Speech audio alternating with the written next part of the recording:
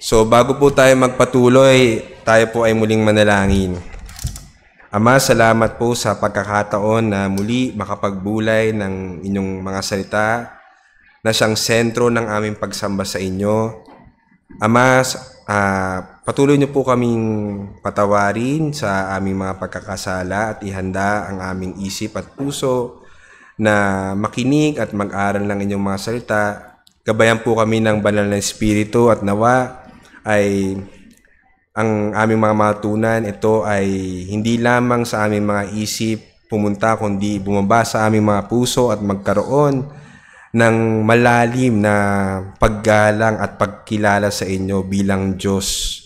Kaya samahan po kami at nawa ang banal na Espiritu ang siyang magbukas ng aming puso at isip. Ito po ang aming dalangin sa Panginoon Jesus. Amen. So sa pagkakataon pong ito, ang ating pong lesson ay yung Decalogue at yung second commandment ang ating titingnan o bibigyang pansin. Ngunit para sa ating pagbabalik tanaw or review, kaya alam po natin na yung Decalogue or yung Ten Commandments, ito po ay ibinigay ng Diyos. Ang Diyos mismo ang siya nagsulat sa 2 tableta na bato upang maging pamantayan ng kanyang kabanalan. So, tayo po kung tayo ay nag-a-aspire na mamuhay ng may kabanalan, kailangan po meron tayong standards. At alam natin, ang standard natin ay hindi yung ating sariling pakiramdam, yung maging yung ating konsensya, kasi minsan po ang conscience, sabi ng Bible, ay nasisear o ano ba yung seared, no? Parang nagkakaroon ng kalyo, no? Yung ating konsensya. So, ang standards ng ating holiness ay walang iba kundi ang Diyos. Kaya sinabi niya sa 1 Peter chapter 1:15, "Be holy, for I am holy."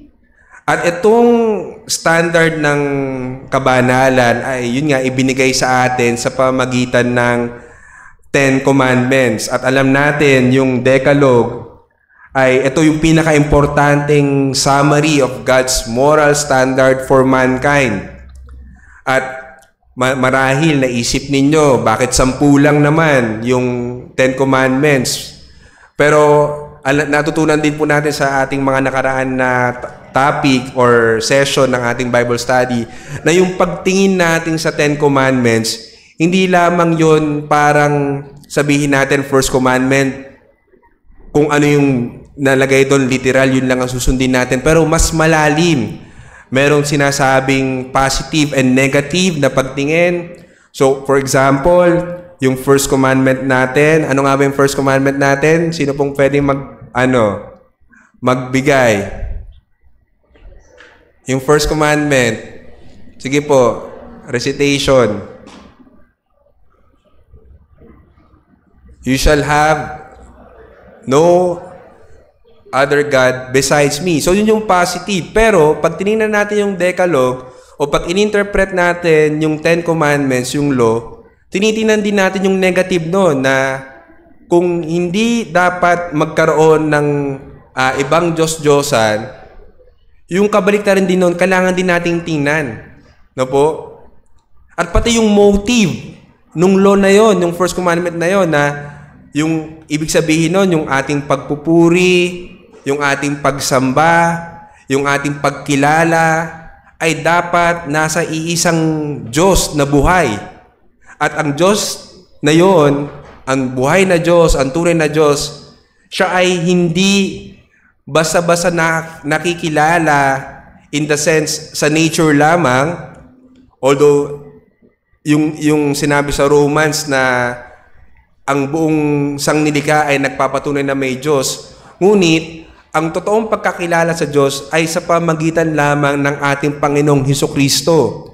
So, makikita natin, dun lang sa isang commandment na yon, ang daming meaning, ang daming interpretation, madaming paraan upang ito ay mas lalo nating maunawaan. Kaya, bagamat ang Ten Commandments po o ang Decalogue ay 10 lamang, ito po ay sufficiento o ito ay enough upang mag-guide tayo sa pamumuhay sa kabanalan.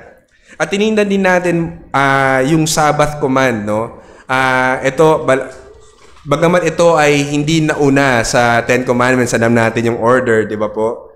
Pero tinignan din natin agad yung Sabbath command bilang binding in the Christian Lord's Day. Kaya po natin binigyan pansin kagad yung Sabbath Day kasi po marami, even in the evangelistic na circle, sinasabi nila na yung Sabbath ay isa sa mga commandment na pang Old Testament lang, no? So dispensational yung kanilang approach na sa New Testament, yan ay hindi na applicable. Pero hindi po. Ang Ten Commandments o ang Decalogue, yan po ay iisang unit, no po? Hindi ka pwedeng tinatawag na cherry pick diyan, na pipiliin mo lang kung ano yung gusto mong i-apply sa buhay mo, hindi po. So especially yung Sabbath, no, bagamat ito ay sabihin natin dati ito ay 7th day nung Old Testament, which means Saturday, tapos nung New Testament ay naiba, naging Sunday, being the first day of the Lord. Hindi nangangahulugan po na ito ay pinawalang bisa ng Diyos ng ating Panginoon. At sinasabi natin na ito ay binding hanggang ngayon sa atin, pero ito ay not bondage of legalism. Ibig po sabihin, pag tayo ay nag-o-observe ng Lord's Day or ng Sabbath command, ito po ay dapat out of our love for the salvation of God that has provided to us. Kaya po tayo sumasamba ngayon, kaya po tayo naririto ngayon upang bigyan ng papuri ang Panginoon. Hindi, inutos kasi kailangan ko magsimba every Sunday. Nasa Ten Commandments kasi yun kailangan kong pumunta dyan kahit ayoko. Hindi po yun. Yun po ay magiging legalistic kung gano'n ang tingin natin, no po? Na parang sinasabi natin na minsan, no po, patawarin tayo ng Diyos, minsan nagmamalaki pa tayo na, Lord, naka-attend ako last Sunday, so kumbaga sa attendance sheet mo, check ako doon. Hindi po yun. Yung Sabbath command, yun po ay bunga o resulta ng pagpapasalamat natin sa Diyos sa Kanyang ginawa. Una sa atin, sa pagliligtas sa atin, at sa Kanyang patuloy na ginagawa upang tayo ay pabanalin. So yun, nakita po natin yun na yung Decalogue, ito ay standard natin upang tayo ay hindi magkamali kung paano tayo mamuhay dapat ng may kabanalan. Pangalawa, tinapik natin yung Sabbath command na ito ay still binding. So, ang point natin, lahat ng nasa Ten Commandments from Old Testament until New Testament, yun po ay nagpapatuloy. At nung last Sunday po, diniscuss po ni Deacon Leo, yung first commandment na you shall have no other gods before me. So, ano yung requisite doon? Ano yung kinakailangan maintindihan natin doon? Na recognize and own the true revealed God, that there is no one else. So, yun yung unang-unang dapat bilang pagtugon sa first commandment na meron iisang Diyos at wala nang iba. Yun ang hinihingi nung commandment na yun. Yun yung positive side. At yung negative is, ano yung pinagbabawal? Denying God, His existence and attributes, or failing to worship as God. At yun po yung mas magandang tingnan natin doon. Dahil tayo pong lahat at this point, naniniwala tayo na merong Diyos.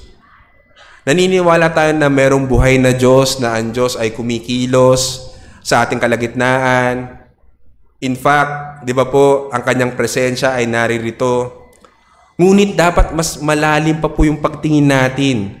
Dahil kung gaano po kalalim at kataas yung pagkakilala natin sa Diyos, ganoon din kalalim at kataas yung magiging pagpupuri natin sa Kanya.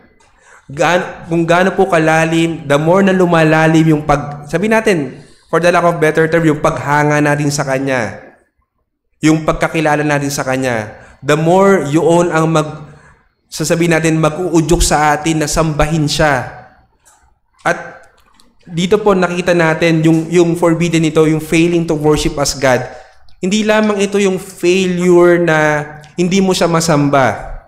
Ito rin po yung failure na hindi mo siya masamba ayon sa nararapat na pagsamba na ginagawa mo dapat bilang kanyang nilalang. So, napakarami po na implication ng first commandment na ito at dapat po tandaan natin yung motibo kung bakit natin ginagawa yung sinusunod itong utos na ito, yung you shall have no other gods before me, is a reminder that every man stands before the eyes of God. Na yung ating pong pagsamba sa Kanya, yung ating pagkilala sa Kanya, no po? Yung ating sabihin natin na pagkilala sa ating Diyos, alam ng Panginoon kung ano yung ating motibo, nakikita niya yung puso natin. So kung wala po tayong right attitude, no po, na sabihin natin sa pagsamba sa Kanya o sa pagkilala sa Kanya, alam po ng Panginoon na nagkakasala tayo. At yun nga po, di ba, narinig natin sa mga ilang preaching din dati, na sometimes Christians act like a practical atheist. Paano po nangyayari yun? Kasi sinasabi natin na kilala natin ang Diyos, sinasabi natin na naniniwala tayo sa Diyos, ngunit yung mga pangako ng Diyos, yung mga utos ng Diyos, hindi po natin pinaniniwalaan, hindi po natin pinagtitiwalaan. So in essence, nagkakaroon tayo ng doubt sa Diyos. At again, babalik na naman yun kung gaano mo talaga kakilala ang Diyos. Kasi kung kilala mo ang Diyos bilang banal, kung kilala mo ang Diyos bilang siya ay makapangyarihan sa lahat, kung kilala mo ang Diyos bilang siya ang pinakamatalino sa lahat, dapat yung pagtitiwala mong buo nasa Kanya. Pero pag sumasablay tayo doon, in a way, sinasabi natin na una, parang hindi talaga tayo naniniwala sa kakayahan ng Diyos, di ba po? So, ang point po is napakaraming implication ng first commandment at yun po yung dapat makita natin na naroroon tayo ay hayag sa harapan ng Diyos. So ito po yung next na natin.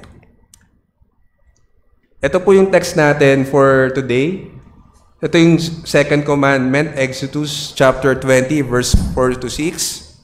Sabi dito, you shall not make for yourself an idol or any likeness of what is in heaven above or on the earth beneath or in the water under the earth. You shall not worship them, nor serve them. For I, the Lord your God, am a jealous God, inflicting the punishment of the fathers on the children, on the third and the fourth generations of those who hate me, but showing favor to thousands generation to those who love me and keep my commandments. So makita na po natin dito, no, na yung command na ito, ay ito yung isang command na meron ding kasamang sabihin nating punishment o parang curse, no? Sabi ito, inflicting the punishment of the fathers on the children. So titingnan po natin itong command na ito, hihimayin natin, ano po ba yung ibig sabihin nito? Ano yung implication nito sa atin? So titingnan natin yung Westminster Shorter Catechism na sinasabi, what is required in the second commandment? O ano yung requisite? Ano yung required? The second commandment required the receiving, observing, and keeping pure and entire all such religious worship and ordinances as God hath appointed in His Word. So, dito makikita po natin na yung second commandment, hindi lang siya yung act ng pag-create ng idol, no po, yung pag-carve ng wooden image. Hindi siya lang doon nakafocus. Pero ang mas malalim na dahilan sa second commandment na ito, na dapat ang Diyos, sinasamba po natin siya sa pamamagitan ng kung ano yung inihayag niya sa kanyang salita. No po, sabi dito, as God has appointed in His Word. So yun yung po yung pagpupukusan natin na yung pagsamba sa Panginoon, kaya hindi nire-require yung sabihin natin yung images o yung idols, not for the sake na para hindi ka gumawa. Pero ang mas malalim na implication is, naghayag ang Panginoon ayon sa kanyang salita na kung paano mo siya dapat sambahin.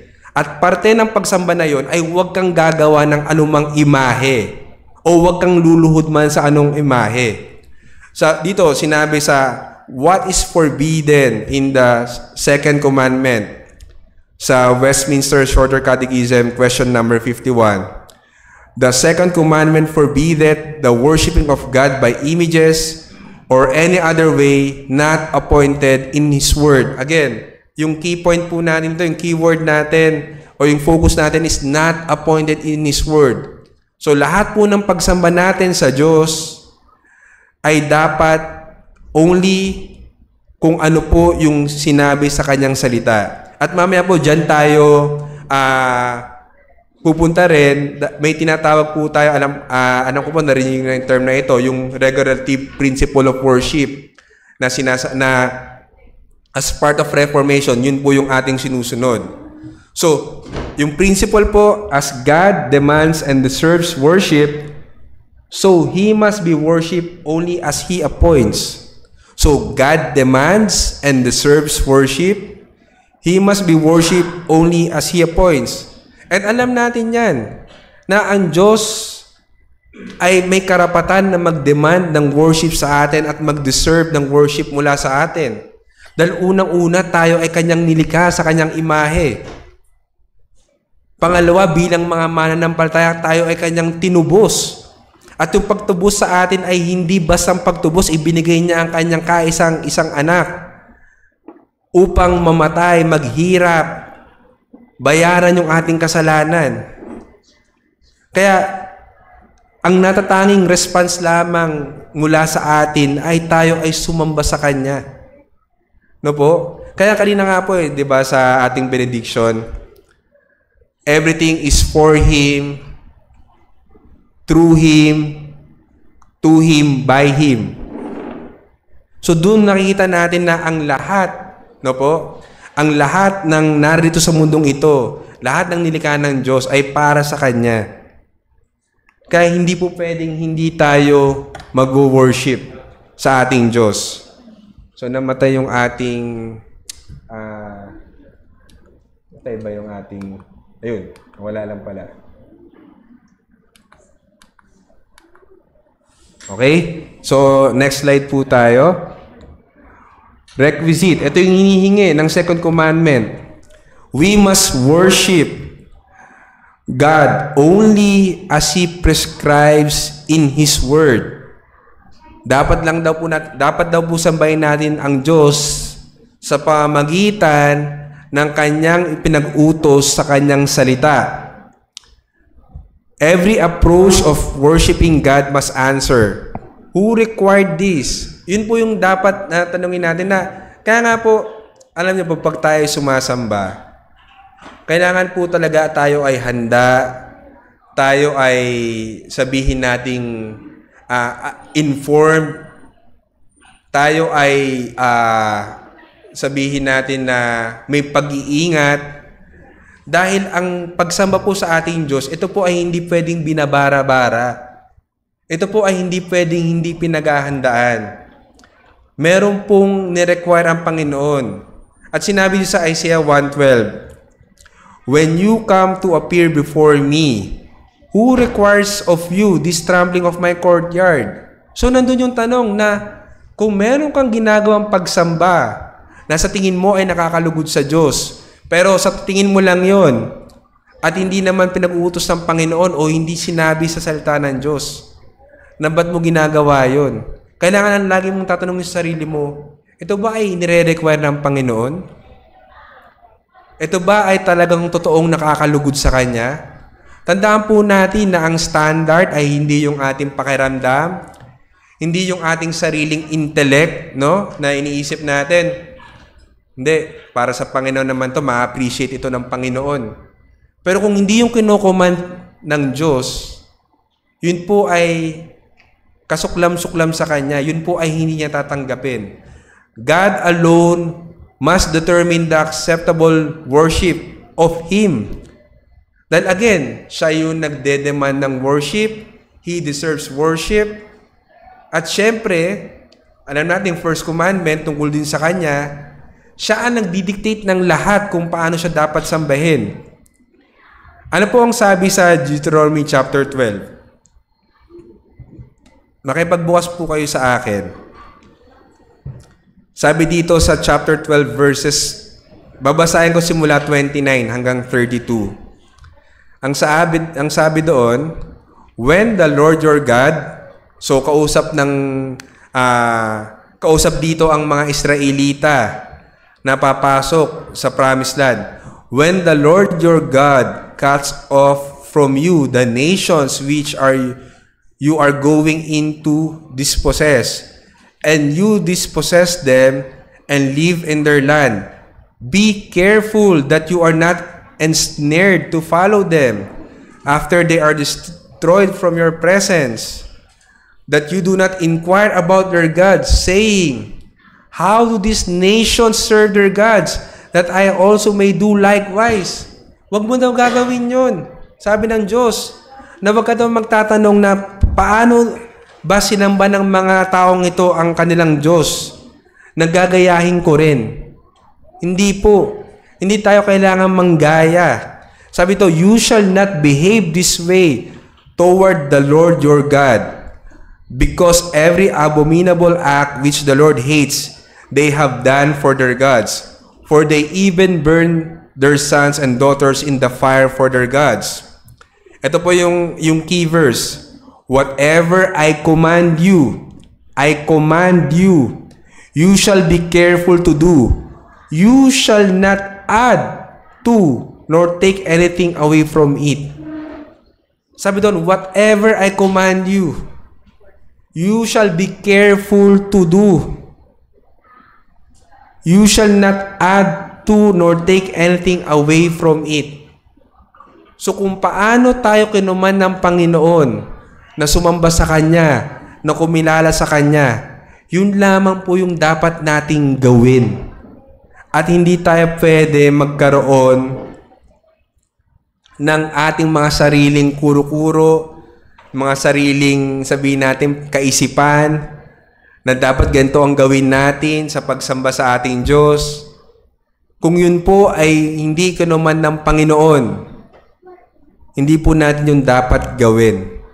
Dahil parte po yun ng pagsunod natin sa ikalawang utos.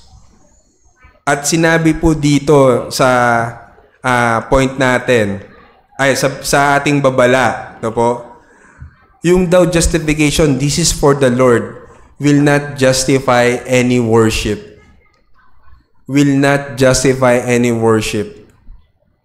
At alam po natin, marahil tayo ay nagkasala dyan, na minsan sabihin natin sa ating pagsamba, meron tayong ginawa na hindi naman inuutos ng Panginoon. Pero sa ating puso, no, alam natin, hindi, ginagawa ito para sa Panginoon. This is for the Lord.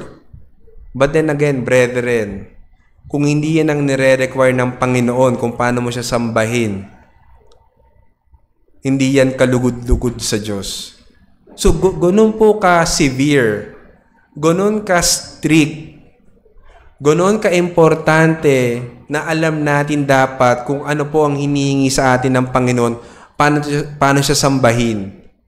No po? Kaya nga po, sa church natin, di ba, hindi tayo sabihin nating magulo, merong kaayusan, hindi tayo nakita natin mga, di ba po, mga naglulupasay, no, nagtatawanan, o sabihin natin kahit anumang mga example na marahil ginawa natin before na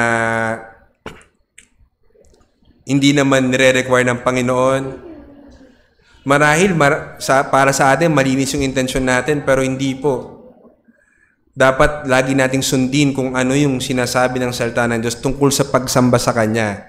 Na ito ay may kaayusan, na ang sentro ng pagsamba sa Kanya ay ang salita ng Diyos, yung pangaral ng salita ng Diyos. Hindi lamang yung pag-aawitan, no po? Dahil, alam po natin, dumaan tayo dyan na iniisip natin dati yung praise and worship na talagang yung emotions natin ay nandoon, no? Kasi ang una nun ay joyful song, no? Sa mga tao, maglulundagan, may ibang magsasayaw-sayaw pa kasi talaga namang pag pumalo na ang drums, no? Talagang nakakaindak, po? Tapos pagkatapos ng joyful song, yung parang sorrowful naman, no? Na makikita mo yung mga taong kaninang sumasayaw-sayaw, ay ngayon naman ay lumuluha at umiiyak. No po, hindi po natin sinasabi na hindi tayo dapat mag-express ng emotions. Pero ang sinasabi natin, nung time na tayo ay sabihin nating hindi pa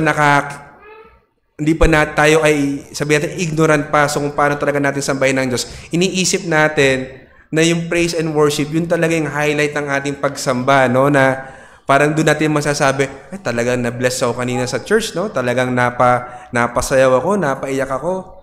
Pero nakikita natin, hindi pala yun yung hinihinging pagsamba ng Panginoon. Ang hinihingi pala niyang pagsamba ay yung pangangaral ng kanyang salita, na siya ang naitataas at tayo ay patuloy na tinatransform, binabago. Yung pala yun. So, ang point natin, worship is the one approach to God that He must set the agenda, not our will. So, yung example po dito is yung construction nung tabernacle.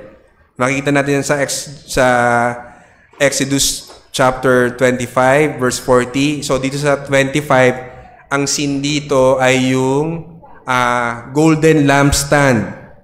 So, pag nakita nyo doon, ang Panginoon, dito nyo po makikita pag basahin nyo itong buong chapter 25 and 39, dito nyo makikita na ang Panginoon, may mga specific instruction siya. Kung paano gagawin, lahat ng detalye nandoon. Ibig sabihin, lahat ng gusto niyang ipagawa sa atin, meron siyang pine-prescribe kung paano dapat gagawin. At especially dito sa chapter 39, sabi po dito sa 42, so the sons of Israel did all the work according to everything that the Lord has commanded Moses. And Moses examined all the work, and behold, they had done it, just as the Lord had commanded. This they had done. So Moses blessed them. Alam niyo po, basahin natin, tingnan po natin yung chapter 39 kasi gusto ko pong ipakita sa inyo yung point dito Kasi ang iulit-ulit po dito na term is just as the Lord had commanded. So, tingnan po natin, Exodus chapter 39.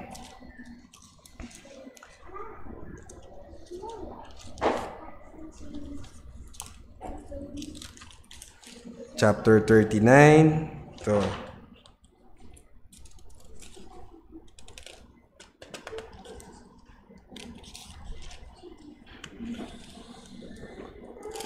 Teka, 39. 37. Ito, 39. Sa verse 5, sinabing doon, yung unang-una. Sa verse 5, yung huling-huli pong sentence. Gaya ng inuutos ng Panginoon kay Moises, doon po sa verse 5. Verse 7, yung huli na naman pong sentence. Gaya ng inuutos ng Panginoon kay Moises. Ano po yung next? Verse 21. Kanilang itinali ang pektoral sa pamagitan ng mga singsing, sa mga singsing ng ephod ng isang panaling kulay asul upang umalagi sa ibabaw ng mainam na pagkayaring pamikis ng ephod, upang ang pektoral ay hindi matanggal mula sa ephod, gaya ng inuutos ng Panginoon kay Moises. Inulit na naman doon. Verse 26, isang kampanilya at isang granada isang kapanilya at isang granada sa ibabaw ng palda ng balabal sa palibot para sa paglilingkod, gaya ng iniutos ng Panginoon kay Moises. Ano pong sabi? Ayun na, in 31 na. Kanilang tinalian ito upang panaling asul, upang ilapat sa ibabaw ng Panginoong, sa ibabaw ng turbante, gaya ng inuutos ng Panginoon kay Moises. Gaya ng inuutos ng Panginoon kay Moises. So napaka-importante po na sinusunod natin yung pamantayan ng Panginoon up to the exact detail. Gaya ng inuutos ng Panginoon, hindi lang kay Moises, kundi sa atin bilang mga mananampalataya.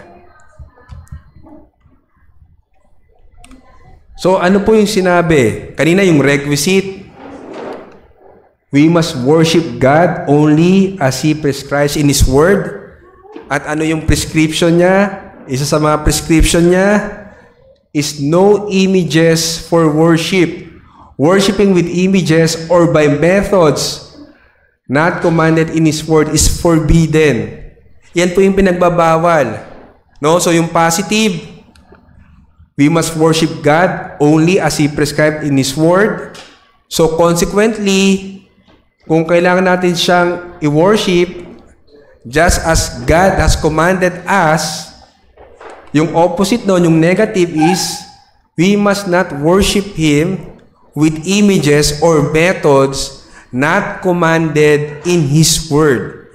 Not commanded. Take note po not commanded. Alam niyo po, marami ring na-realize ko po, may sinatawag kasing gray area, no po? Ibig sabihin,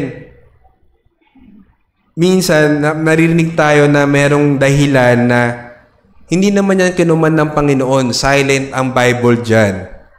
No po? So, ang sagot doon, pag sinabi sa atin na since silent ang Bible dyan, ang unang magiging tanong natin, kinuman ba ng Panginoon? Kung not commanded in His Word, then definitely hindi po natin kailangang gawin yon. Even if silent ang Bible sa usapin na iyon. So ang point, lahat po is dapat commanded in His Word. Kung hindi commanded, wag gawin. So ang kino-command sa second commandment, no images for worship. Deuteronomy 4 chapter 12 verse 16. Then the Lord spoke to you from the midst of the fire. You heard the sound of words. Ito po yung point dito sa Deuteronomy chapter 4 verse 12. But you saw no form. Wala daw nakitang anyo.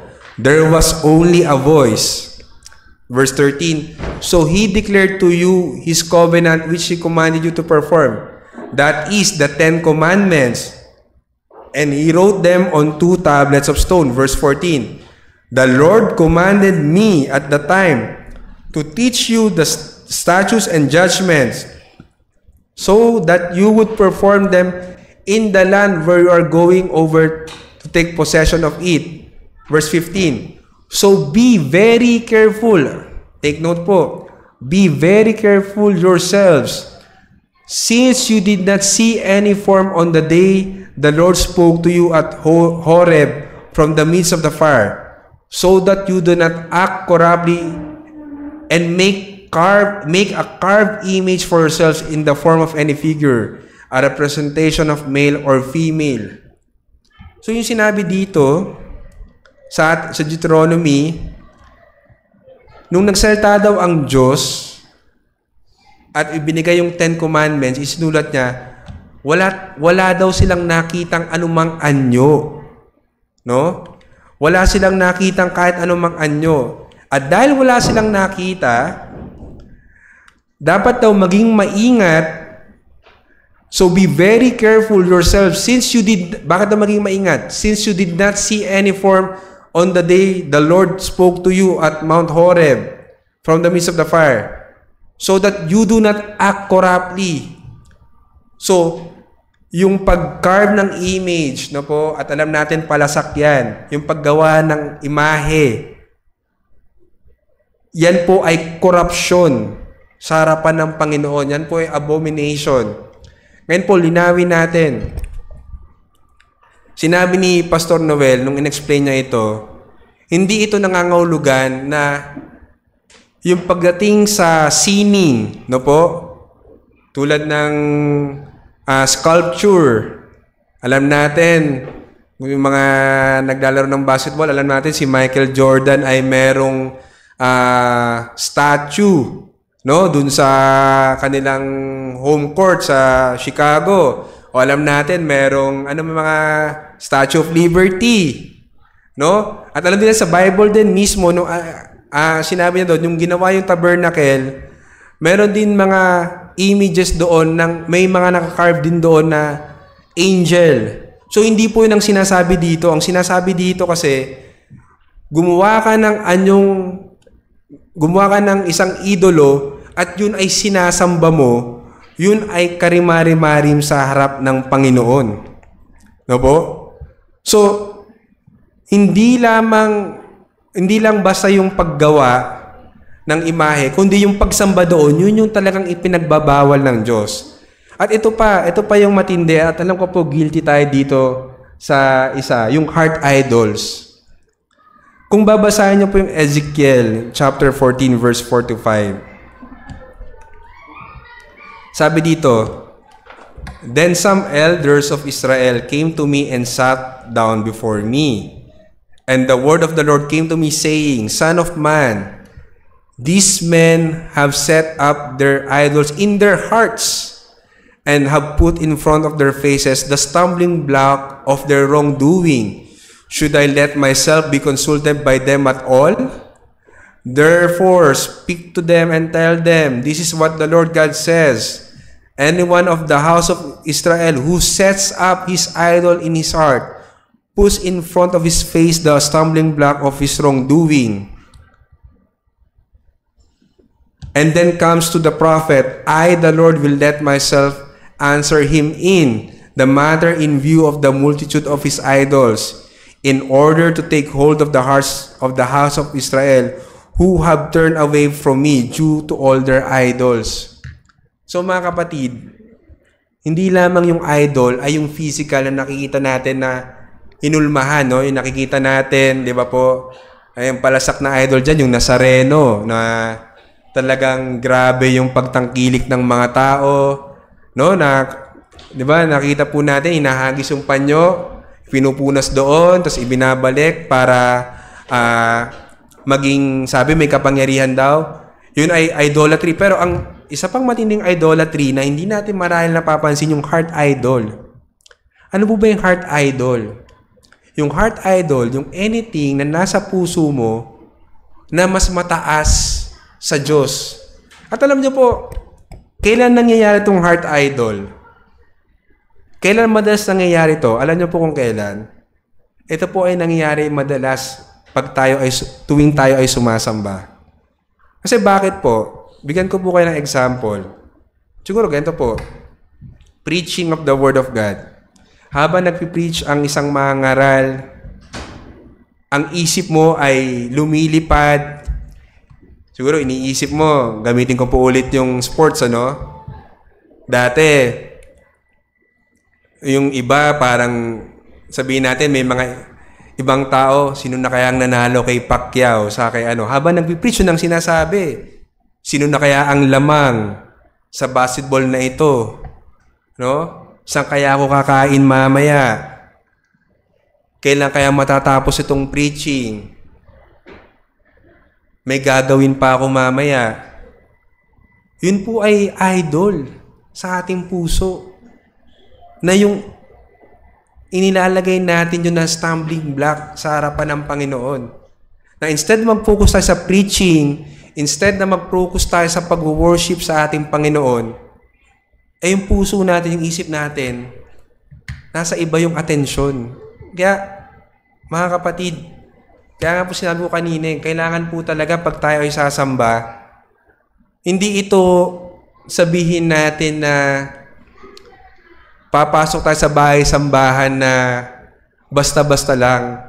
Kailangan from Monday to Saturday, inihahanda na po natin yung sarili natin sa pagsamba. Para hindi tayo mahulog sa kasalanan na ito, nagkakaroon tayo ng mga idol sa ating puso.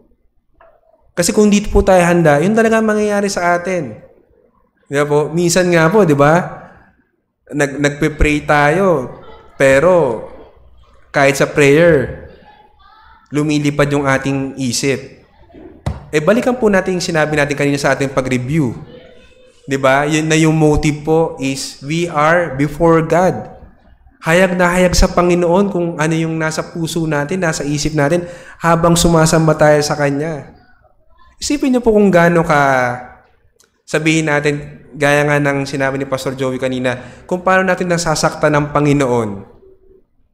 Dahil sa ginagawa natin na iyon, na nagkakaroon tayo ng idol sa ating puso. Di ba po? Tayo sa isang buong linggo, sinustayin tayo ng Panginoon. Binigyan niya sa ating 6 days para gawin yung ating business, yung ating activities.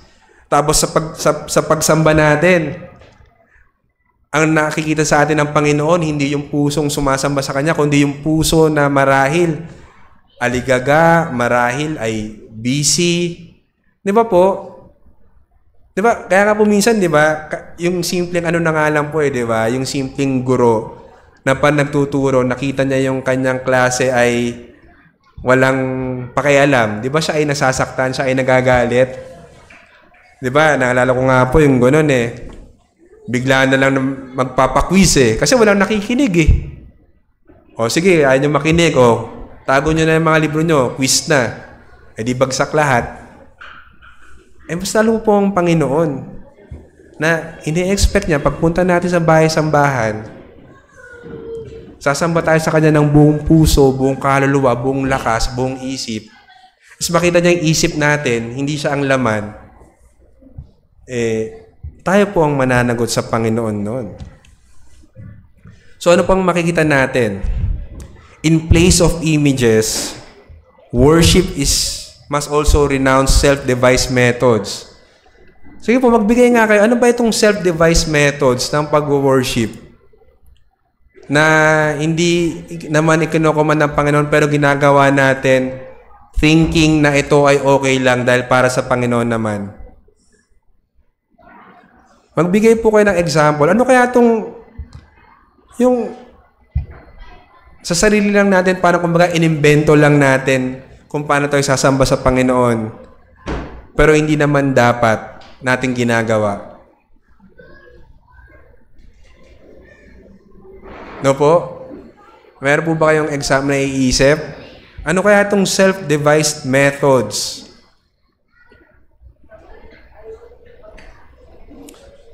Siguro para magkaroon po tayo ng mas magandang konteksto, basahin po natin itong Leviticus chapter 10 verse 1. Kasi sabi dito, every rejected worship is for the reason that God did not command it. Hindi dahil siya ay pinagbabawal, pero ang pinaka-main reason kung bakit nire-reject ng Panginoon ang pagsamba na ginagawa sa Kanya ay simply because hindi niya iniutos. Sino pong pwedeng bumasa ng Leviticus chapter 10 verse 1? Familiar po kayo dyan sa storya na yan Kasi yan yung strange fire. Leviticus chapter 10 verse 1.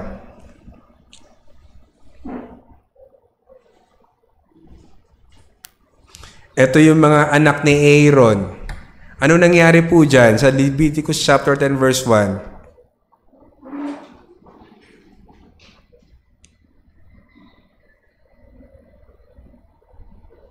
Sige, sino po ang gustong bumasa? Leviticus chapter 10 verse 1 hanggang 3.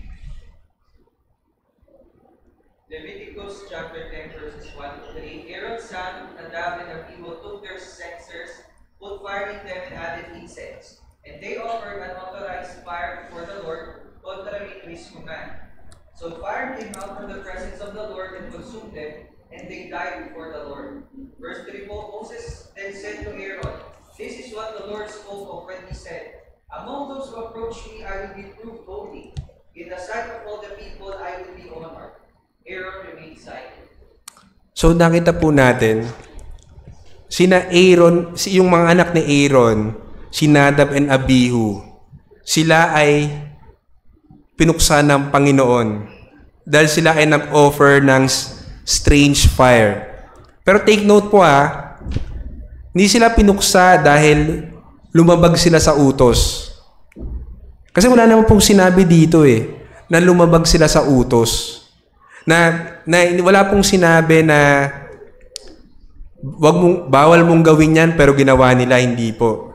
Ang sinabi dito, which He had not commanded them. Yun po yung simpleng rason. Hindi yan ang pinag-uutos ng Diyos sa'yo Pero ginawa mo yan.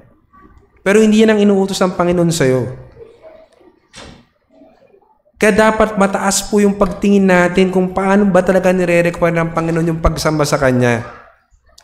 By those who come near me, I will be treated as holy. Mga kapatid, ito po, actually, nung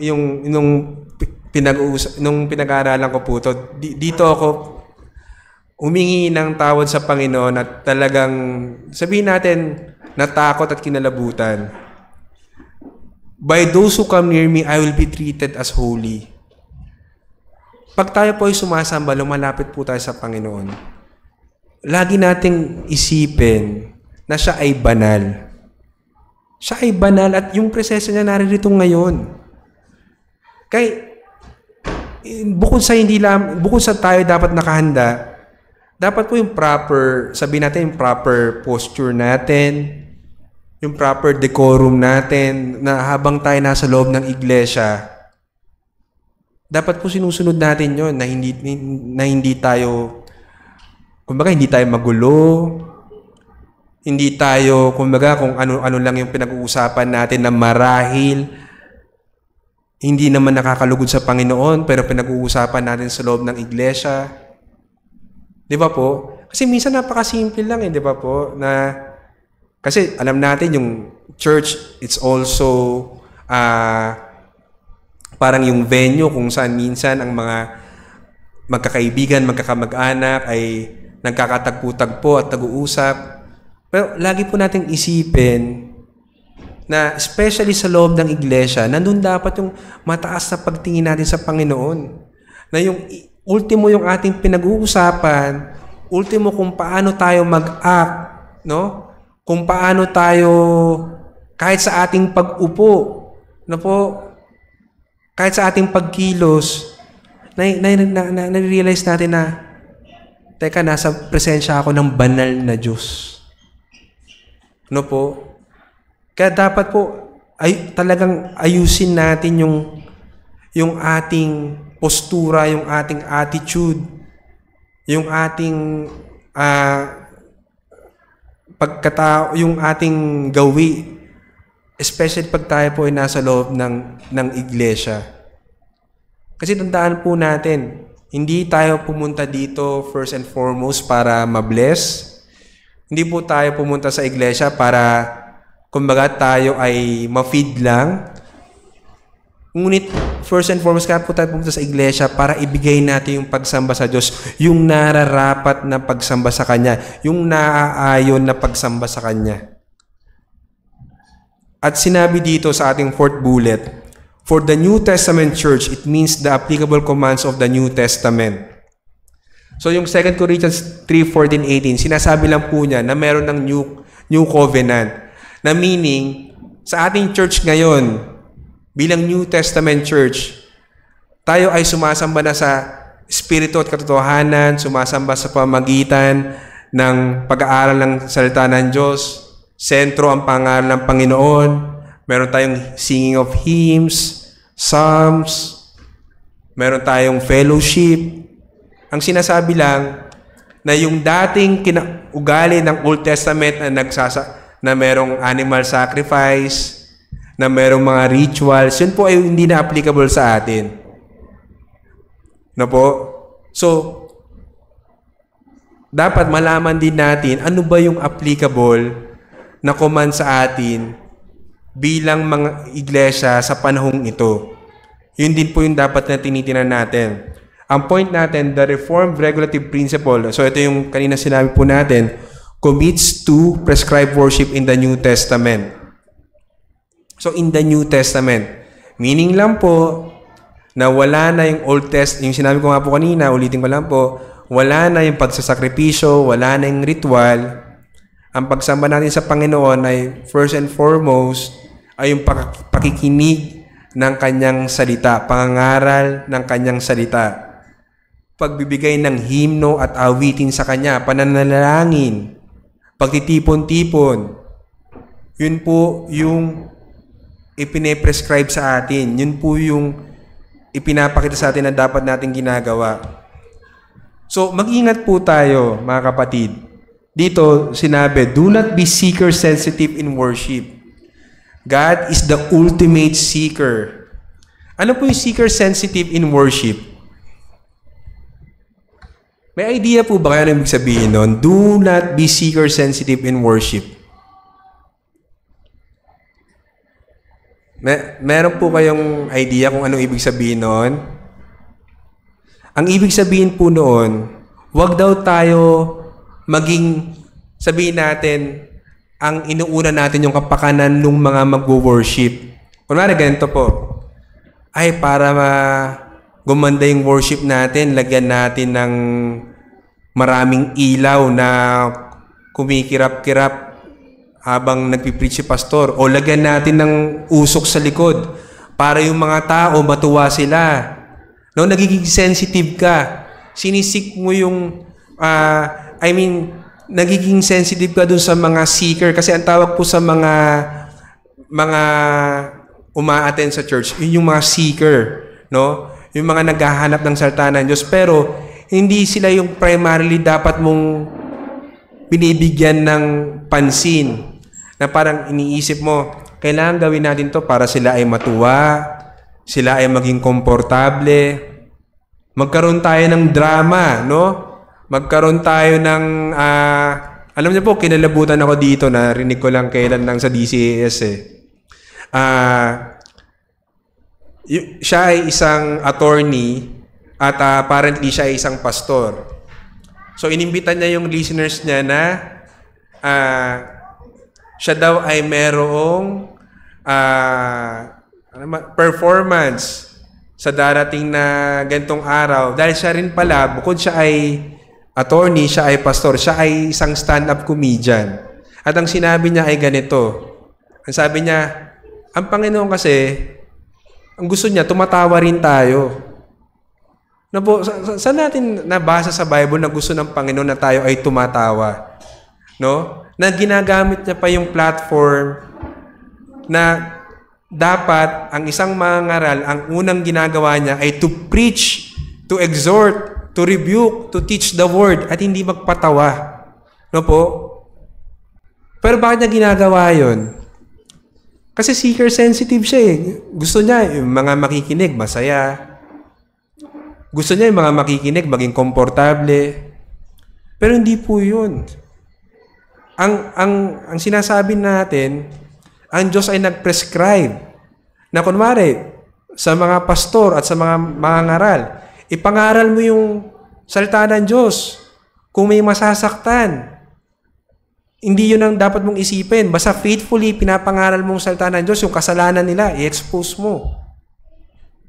So, lagi natin tandaan, God is the ultimate seeker. Kung meron man tayong dapat i-please sa kalagitnaan natin, kung meron man dapat tayong i-please sa ating worship, sa ating iglesia, hindi yung mga taong naririto, kundi ang Diyos. Yun yung kailangan ultimate na goal natin po. At hindi yung mga tao. Kasi dun po tayo nagdi-deviate eh. Dun tayo nahuhulog eh. Kaya hindi, minsan akala natin nakapagbigay tayo ng kapurihan sa Diyos. Yung pala, nakapagbigay pala tayo ng kasalanan. Dahil ang inuuna natin yung kapakanan ng tao sa iglesia, hindi kung ano yung sinasabi ng salita ng Diyos. So yun yung finu-forbid sa atin na huwag tayong gagawa ng kahit anuman kung hindi naman ito kinukuman ng salita ng Panginoon. Again, every rejected worship is for the reason that God did not command it. Yun yung number one reason. Not just because it is forbidden, pero number one, God did not command it. So kung hindi po kinukuman ng Panginoon sa atin, wag po natin gawin yon sa worship. So ano yung rason? Kanina nakita natin yung requisite. Sabihin, ano yung hinihingi sa atin? Pangalawa, yung pino-forbid, ano yung pinagbabawal sa atin? At ano yung rason kung bakit natin dapat gawin yon? To honor God's sovereign prerogative and His zeal for His own name. Westminster Confession, question number 52. What are the reasons annexed to the second commandment? Ano daw po yung mga rason na nakakonekta sa pangalawang utos? The reasons annexed to the second commandment are God's sovereignty over us, His propriety in us, and the zeal He had to His own worship. So ang mga nakadugtong daw po sa commandment na iyon, hindi lamang thou shall not have any images, no po? Yung rason daw ay una, ang Diyos ay soberano sa atin. Tayo ay kanyang pag-aari at nandoon yung kanyang sigasig na panatilihin yung pagsamba sa kanya ayon sa kanyang mga utos to His own worship. Again, it is God's worship. He sets His own terms. So the sovereign prerogative of God, yung daw soberanong karapatan ng Diyos ay dapat mag-elicit o mag-draw sa atin na tayo ay may submission sa Kanya. Willing submission in us. So kung nakita natin na ang Diyos ay soberano at siya ay may prerogative, meaning siya ay may karapatan kung paano siya dapat sambahin, ang ating response ay we must be willing and submissive. Bakit? God's zeal is for His name, and our reciprocal zeal will demonstrate in worship. So kung paano ang Diyos ay may zeal sa Kanyang pangalan, sa Kanyang kabanalan, yun din po yung dapat na maging zeal natin.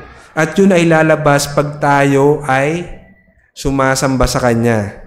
So again, yung pagsamba sa Kanya, hindi para tayo ay mabless, hindi para sa atin, kundi para sa Kanya at sa Kanyang pangalan. So, ang babala po dito, this is the one command that warns of visiting sin generationally. No po? This is the one command that warns of visiting sin generationally. So, kung hindi natin sinusunod itong utos na ito, at yung pagpalo ng Panginoon, yung pagsingil ng Panginoon, hindi natatapos dun sa taong yon, kundi sa mga susunod pang henerasyon. Kaya mga kapatid, ang gusto lang ipakita sa atin, mabigat po itong utos na ito. Hindi natin pwedeng baliwalain ito. Kaya siya sa atin po natin yung puso natin, balikan natin. Tanungin natin sarili natin, paano ba ako sumasamba sa Panginoon? Kaya dapat yung maging attitude po natin ngayon at sa mga susunod pang linggo na tayo sasamba sa Panginoon, lagi nating isipin na ang Diyos ay nakamasid at nakatingin sa atin at sa ating puso at nakikita niya kung tayo sumasamba talaga sa Kanya at tayo ay may sigasig sa Kanyang pangalan. Regulative worship will be simple, direct, and centered on the preached word. Walang palaboy-laboy, walang mabulaklak na kung ano man. Pero simple, derecho at nakasentro sa salita ng Diyos. Kaya nga po, mga kapatid sa pangaral at sa pagsamba natin, ang salita lang po ng Diyos ang lagi nating itinataas. At hindi kung sino man, hindi yung tao, hindi yung paraan, kundi laging ang salita lamang ng Diyos. At ang challenge po sa atin is delight in God and find the word prescribed worship reverent. So, yun yung gusto nating iwanan mga kapatid. Una, nandoon yung ating delighting sa Panginoon. Nagwo-worship tayo ng merong thanksgiving, ng merong joy. Hindi dahil tayo ay nakatanggap ng material blessings.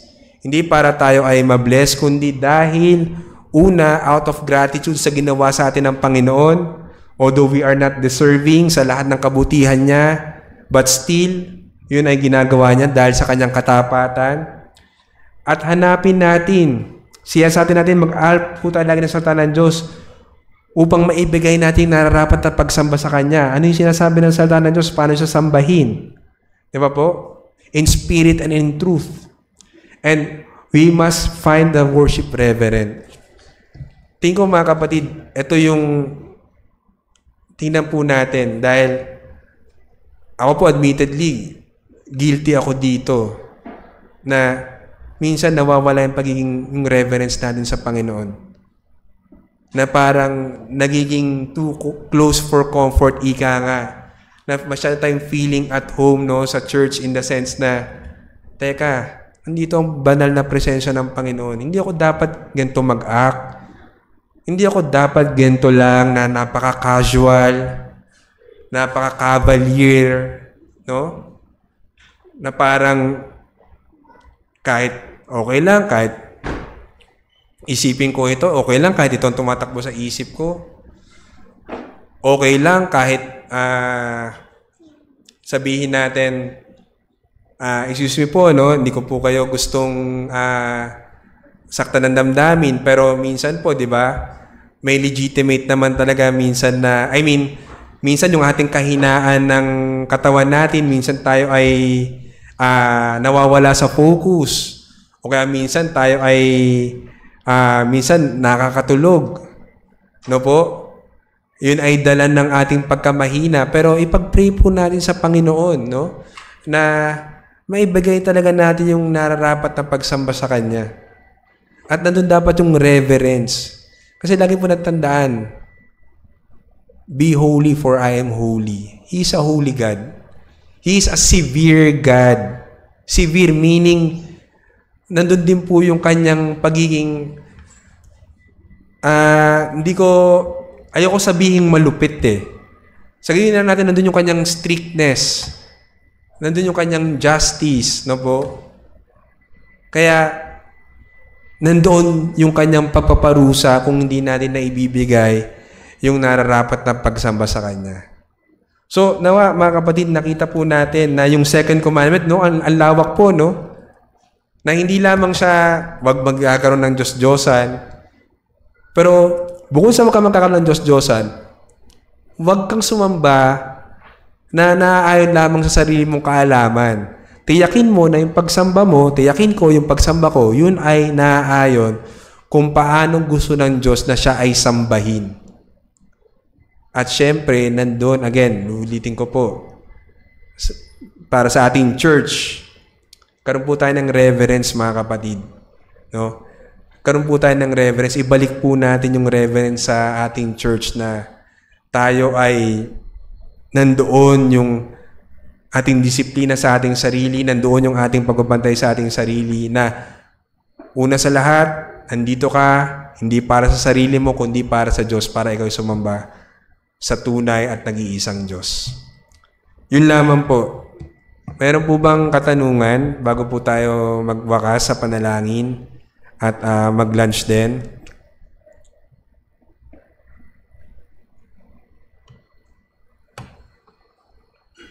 So, sana po, makita natin, i-check natin yung ating attitude, yung ating preparation. Alam ko po, marami sa atin, ako po, isa doon ay nagkukulang doon. Pero itong salita ng Diyos ay nire-rebuke tayo na wag tayo magpatuloy sa ganun, na hindi natin pwedeng bara-barain, hindi natin pwedeng basta-bastahin ang pagsamba sa Diyos. Kailangan ito ay may kaukulang paggalang, preparasyon, at paghahanda. So kung wala na po, tayo po ay manalangin. Panginoon, salamat po sa inyong mga salita. Patawarin niyo po kami, Panginoon. Napakaraming bagay na aming pagkukulang sa inyo, pagmamalabis sa aming pagsamba, na may mga pagkakataon ay nagkakaroon kami ng mga idol sa aming heart na hindi po kami nakapag-focus sa inyo. Kaya Panginoon, tulungan niyo po kami na ito ay masupil sa aming mga sarili. Magkaroon po kami ng disiplina, paghahanda sa aming pagsamba, at maibigay po namin ang pagsamba na ayon sa inyong salita, ayon sa inyong hinihiling, at ayon po sa inyong kapurihan, Panginoon, at hindi sa amin. Dahil kayo lamang po ang siyang dapat maging sentro sa aming pagsamba. Ang inyong salita lamang ang maging sentro sa aming pagsamba. Kaya Panginoon, tulungan niyo po kami, patuloy niyo po kaming baguhin, patuloy niyo po kaming kahabagan, at nawa, Ama, sa pagkapatuloy po ng aming pagsamba sa inyo ay kayo po ang malugod, Panginoon.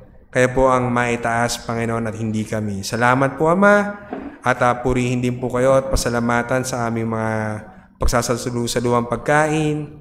I-bless niyo po ang mga ito, Panginoon, at salamat po sa inyong patuloy na pag-sustain sa amin. Purihin po kayo, Ama, at sambahin. Ito po ang aming dalangin sa pangalan ni Jesus. Amen. Sige po, tayo po ay